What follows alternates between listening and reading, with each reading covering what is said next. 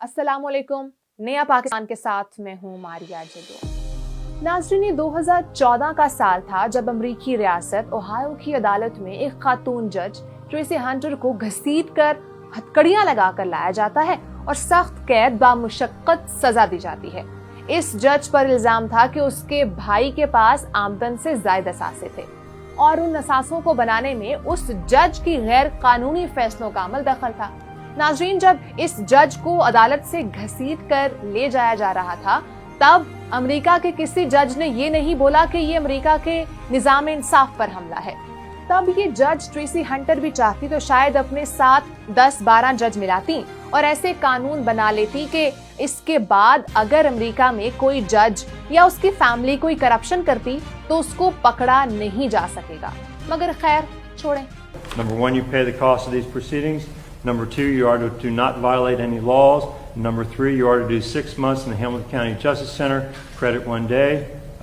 Mr. or Ms. Deputy can take her away. नाज़रीन, ये 2018 अमरीकी रियासत फ्लोरिडा का वाकया है जब मनरो काउंटी के पहले जिले जज डेविड कॉकन को सेक्स ट्रैफिकिंग और प्रोस्टिट्यूशन में अपने एक रिश्तेदार की मदद करने के इल्जाम में गिरफ्तार कर लिया गया। I felt like his personal sex slave. He left first and got me an Uber ride and gave me $100. इस वाकये ने फ्लोरिडा के अदालती निजाम को हिलाकर रख दिया। तब फ्लोरिडा के जज और वकील चाहते तो शायद एहतजाज वगैरह करके अपने साथी जज को बचाने की कोशिश कर सकते थे, मगर यकीन कीजिए एक करप्ट जज की हिमायत में कोई एक आवाज तक न निकली। Judge Jared Hawkins, explosive details today in the case against him, accusing the former Monroe County judge of prostitution and other heinous crimes. America की होगा काउंटी के जज लैंस मैसन को जब सितंबर 2019 में बीवी के कत्ल के इल्जाम में 35 साल की सख्त कैद बामुशक्कत सुनाई जाती है, तब भी अमेरिका के वकीला या जजेस कम्युनिटी में से कोई एक भी आवाज इस कातिल जज के लिए नहीं निकली थी। The children, while I respect your decision to spare them the trauma of a trial, it was too little and way too late. इसी तरह अमेरिकी न्यूयॉर्क स्टेट के रोचेस्टर कोर्ट की जज लेटिसिया एस्टेसियो को फकत एक मामूली सी गलती पर न सिर्फ बरतरफ कर दिया गया बल्कि 180 दिन जेल की सजा भी सुना दी गई। लेकिन हाय अफसोस के इस मोहतरम जज की तौहीन पर भी अमेरिका में एक जरा सी मामूली सी भी आवाज न उठ सकी।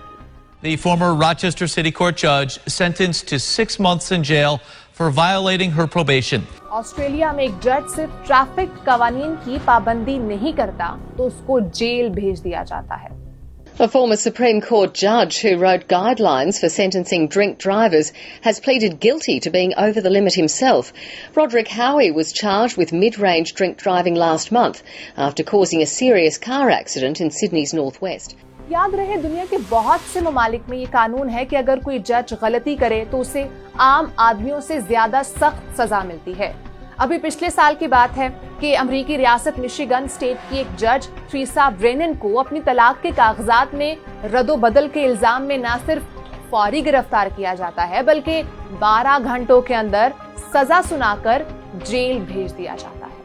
The sentencing judge told Brennan she violated every oath she has taken to uphold the law and gave her the maximum 6 months. Which are utterly unacceptable for a person who took an oath many times or a couple of times to uphold the law, required others to tell the truth.